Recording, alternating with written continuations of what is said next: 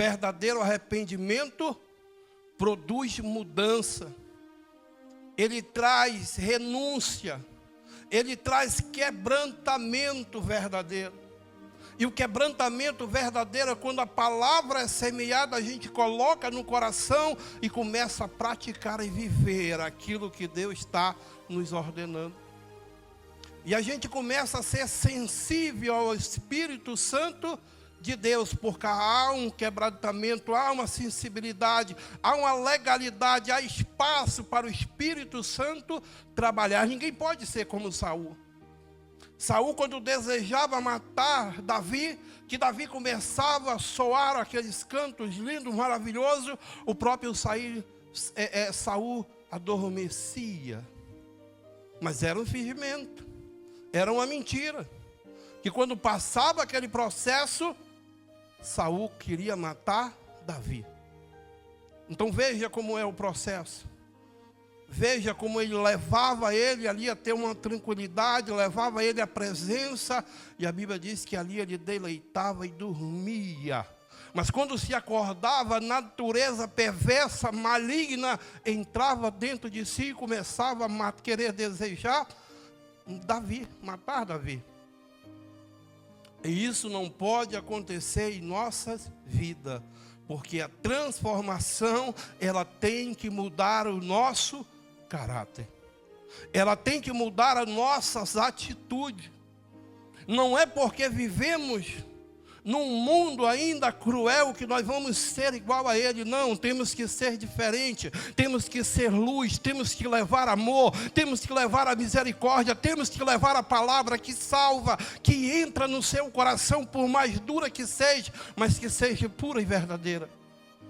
Ninguém pode perder a oportunidade mais, porque Jesus está às portas. E nós somos quem no meio dessa multidão? Somos mais um levado pelo vento? Ou somos luz aonde Deus nos colocar? Aonde erguer a boa mão e dizer: Senhor, há liberdade neste lugar, há transformação neste lugar, há quebrantamento neste lugar, há avivamento verdadeiro neste lugar, porque isso se transforma nosso caráter diante de Deus. Esses dias alguém conversou comigo. É um microempresário. E ele disse: irmão Vanilson, tu não sabe falar de outra coisa, não sei de Deus. Eu digo: não, graças a Deus só sei falar da palavra. Se tu quiser ouvir, tudo bem. Se não, procura outro para conversar. Porque, meu irmão, perder tempo eu não perco mais. Para falar abóbora, para falar o que não deve, não é comigo. Ou serve ou não serve. Ou faz a diferença ou não faz. Mas perder tempo eu não perco mais.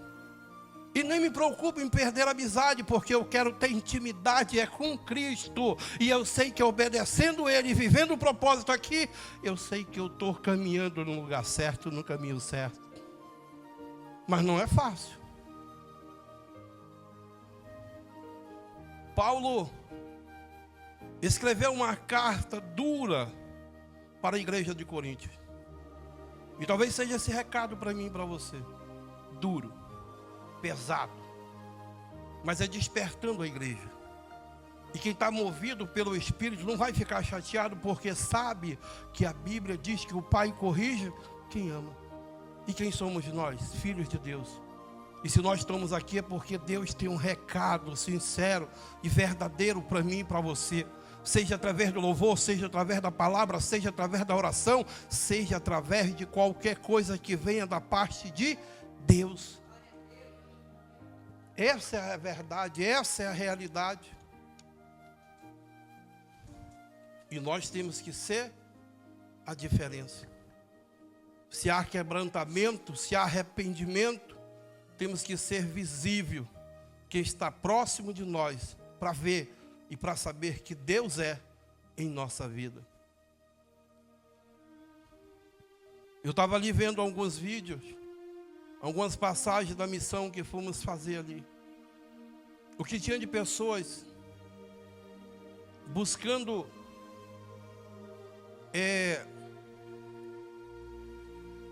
trazer uma felicidade para a sua casa, através de uma roupa, de uma peça de roupa para o seu filho.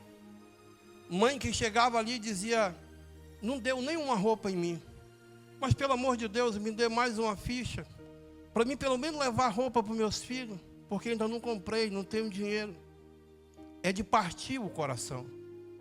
A gente vê a necessidade básica, simples das pessoas, e às vezes reclamamos tanto por pouquinha coisa.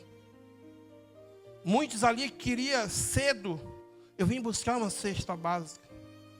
E a gente dizia, só na hora do culto. E a pessoa ficava ali, mas me dê uma, eu não tenho o que comer. E a gente com o coração apertado, não poder dar, porque se der para um, vai ter que dar para todo mundo.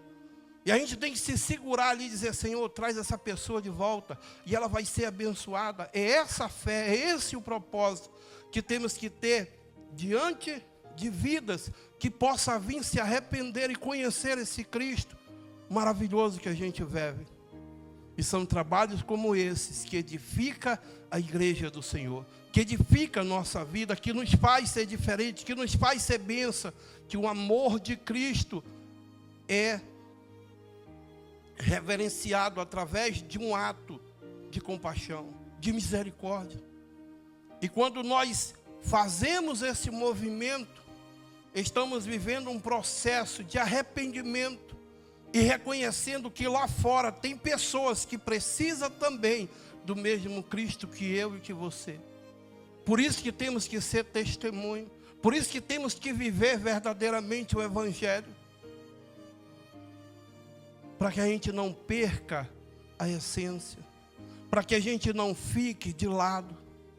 Eu sinto saudade, pastora, quando a gente chegava numa igreja, pequenininha que fosse, a gente chegava, os irmãos estavam orando, e a igreja já estava, algumas pessoas de joelho, e a gente ouvia choro, a gente via pessoas falando em língua, a gente via cura, a gente via salvação, a gente via libertação. E hoje a gente não vê mais, porque se Deus não mudou, a igreja é a mesma, o que está faltando em nós? Será se não é um arrependimento verdadeiro e voltar às práticas que fazíamos antes?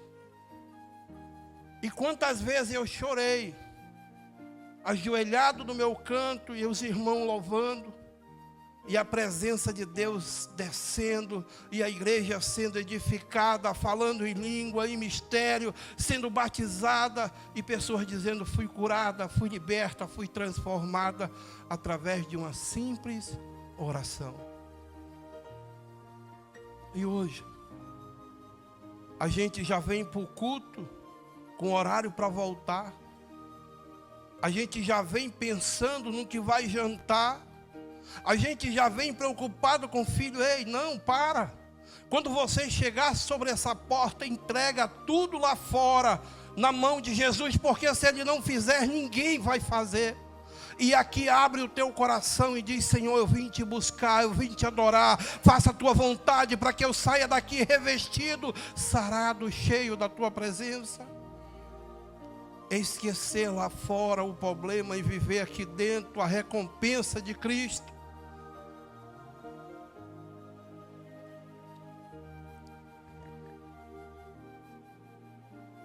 É só Deus para fazer isso em nossa vida. Existe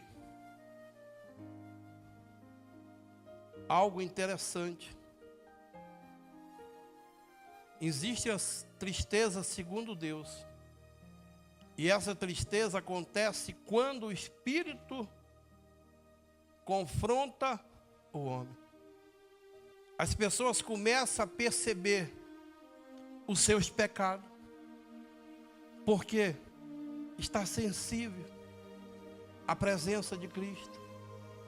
A pessoa começa a observar os seus defeitos.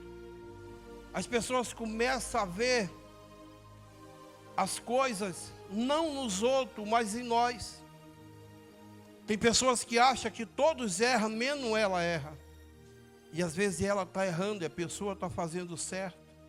Mas só porque viu um defeito, só porque viu uma simples situação desagradável, já começa a condenar. Mas a Bíblia diz o quê? Segundo Deus, os seus pecados são o quê? São vistos. Você começa a se incomodar. Sua tristeza espiritual começa a ser percebida. Então mostra isso, que há um arrependimento. E ela começa a entender que eu sou o errado, que eu sou o problema, que eu sou a barreira, que eu sou o impedimento. E isso leva a um tratamento, o arrependimento verdadeiro. A gente começa a observar que o problema muitas das vezes é em nós. E que a gente não conseguia ver porque havia uma barreira.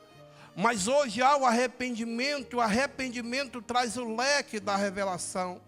Traz aquilo, o mundo espiritual visível do que nos atrapalhava, o que nos faz enxergar o propósito de Deus. E não culpa mais ninguém, não culpa a igreja, não culpa o pastor, não culpa o irmão, não culpa a família. Começa a dizer, eu sou o problema, eu sou o culpado, é eu que estou vivendo isso por causa de mim mesmo. É quando nós reconhecemos que a falha há em mim, em nós, em cada um. E isso vai abrindo o leque, e o Espírito Santo vai tendo liberdade para entrar, e vai trazendo arrependimento verdadeiro, e vai começando a mudar, as desculpas vão terminando, e tudo começa a ser visível e verdadeiro diante do problema. E talvez você diga, como? Você viu a história do filho pródigo?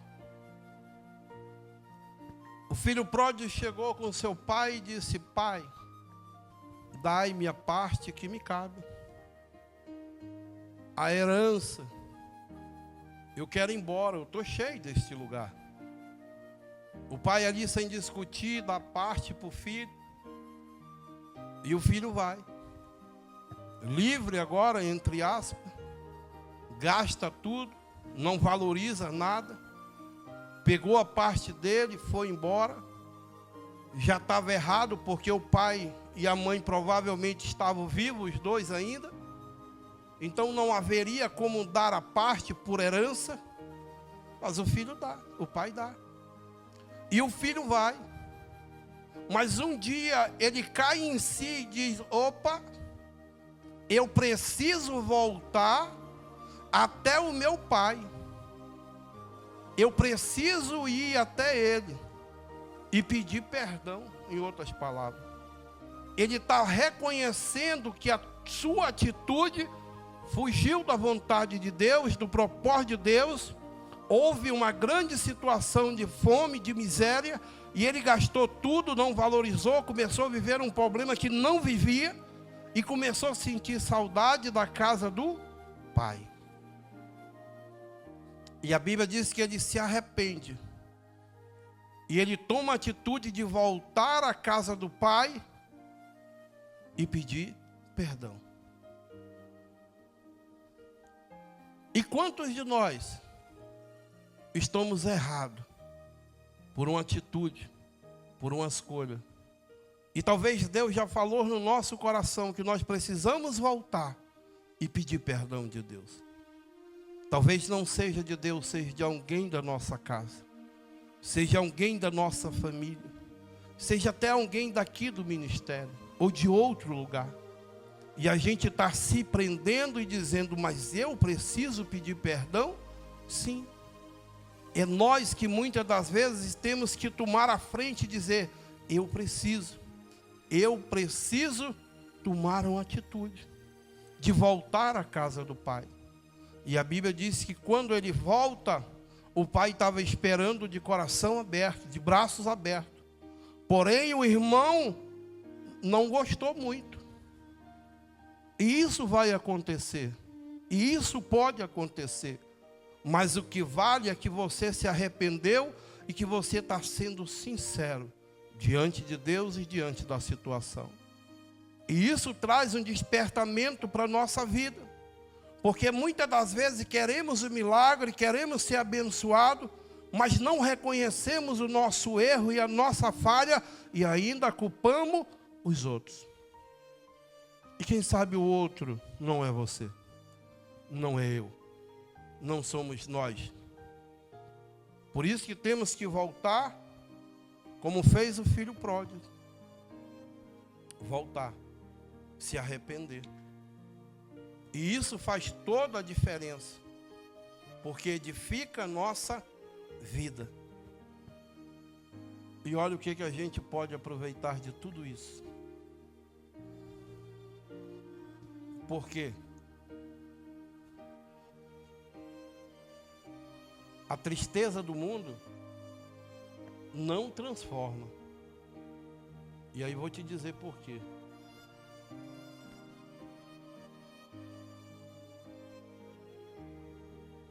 A pessoa se torna culpa. Ela culpa e é culpada sem mudança. A emoção sem convenção. Pessoas que sofrem pela consequência, mas não buscar mudança, não reconhece a situação que errou, que pecou, que falhou, e continua querendo buscar solução sem problema, porque não houve arrependimento, e quando não há arrependimento, não há liberdade entre Deus e nós e Deus. Porque o verdadeiro arrependimento produz mudança. E quem se arrepende de verdade tem o quê? Abandona as práticas erradas. E aqui volta. Se nós estamos vivendo as mesmas práticas, não houve arrependimento. E isso é sério. E isso faz muitas das vezes a gente olhar e ver pessoas errando, pessoas fazendo algo errado, tomando atitude errada, falando errado, e a gente entendendo a palavra de Deus, a gente entende que essa pessoa não houve arrependimento verdadeiro, porque as atitudes, as práticas continuam sendo a mesma do passado. Enquanto não haver arrependimento, não há mudança. Porque a Bíblia ela é bem clara, ali em Provérbios 28:13. E uma coisa eu digo para você: o arrependimento, ele começa dentro de mim e dentro de você. Eu não sei qual é a barreira que está surgindo entre você e a verdadeira a proximidade de Deus. Talvez seja algo simples, que você entende que não tem nada a ver, que você consegue resolver, que você consegue dominar, mas talvez você está vendo que o tempo está passando, e está mudando aos poucos, está fugindo do controle. E por que não reconhecer o problema antes de prosseguir o caminho de novo? O filho pródigo fez isso. Ele começou a dizer: não, eu preciso voltar até o meu pai. Eu preciso consertar o que eu peguei errado, o que eu fiz errado. E aqui é o maior problema, a maior barreira, é tirar o nosso eu, é tirar nossas vontades, é tirar aquilo que eu acho que é bom e que é certo. E talvez Deus está dizendo para mim e para você: é essa barreira, é esse pedacinho de grão de areia aí que está atrapalhando o verdadeiro arrependimento em sua vida.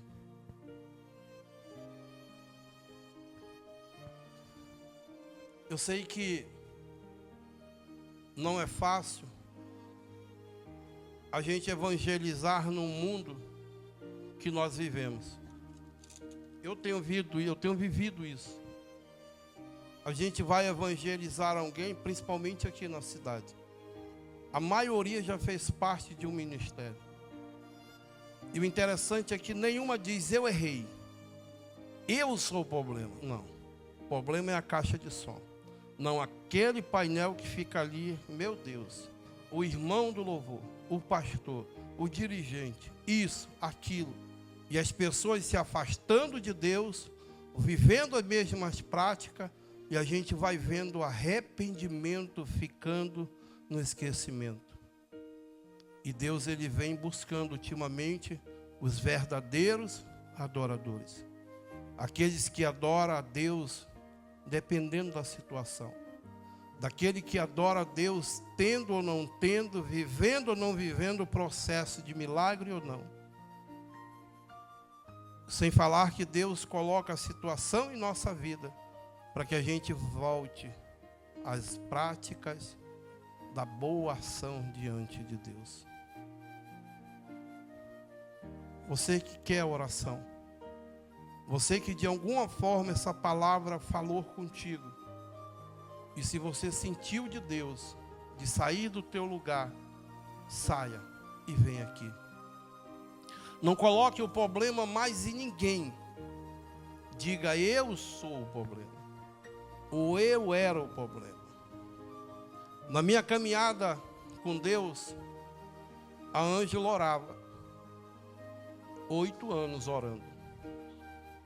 A Ângela ia para o retiro, na época na quadrangular lá no Santo Itelvina, com o pastor Valdenor. E eu pagava para ela ir. E ela ia sexta, sábado e domingo. E eu bebia esses 3 dias. Virava nos 30. E quando ela chegava em casa, cheia do Espírito Santo, alegre, era visível isso. Todo mundo via como a Ângela tinha mudado. Todo mundo via o caráter da Ângela, a atitude da Ângela. Mas eu não via. Eu olhava para ela e dizia, lá vem o Satanás. Lá vem o demônio. Era assim, está aí ela de prova. Sabe, eu era aquele tipo de pessoa que dava um banho de água gelada. Ela vinha cheia de fogo e eu, pá. E ela ali persistindo. E ela ali pedindo apoio. Pedindo oração. Irmãs que ajudavam em oração. Outras que se levantavam e diziam, larga essa peste que não tem mais jeito, nem a morte quer. E a nossa pastora dizia, não, o Vanilson ainda vai levar a mensagem. O Vanilson ainda vai ser restaurado. O Vanilson ainda vai se arrepender. E eu dizia, está repreendido. Eu repreendia. Eu não queria nada com Deus. É por isso que hoje eu não tenho medo de falar. É por isso que hoje eu não tenho preocupação em falar as coisas diante de Deus. A Bíblia diz que ia me levar no meio dos grandes. E eu tive o privilégio de orar e de falar de Deus no meio de uma multidão. E no meio daquele lugar, algumas pessoas aceitaram Jesus. E depois disseram, eu não teria coragem do que você falou. E eu dizia, eu tenho. E tenho coragem até hoje. Porque eu sei de onde Deus me tirou. E eu sei qual é o propósito de Deus na minha vida. E eu sei que nada que eu venha fazer, que não seja na vontade de Deus, não vai fluir. Mas a palavra é dele. A minha vontade era que todo mundo voltasse ao arrependimento verdadeiro. E buscasse a essência do Espírito Santo verdadeiro. Mas hoje tudo se tornou mais fácil. Pessoas aceitam Cristo pela televisão. Pessoas recebem oração pela rádio, pelo programa. Mas o bom ainda é estar numa casa de oração como essa, para buscar fazer parte da igreja, do corpo de Cristo. Buscar em comunhão, viver com a igreja, com os irmãos. Ainda é bom se reunir, louvar a Deus e deixar Deus trabalhar no nosso coração. Que esse comodismo não venha nos impedir de crescer na presença de Deus.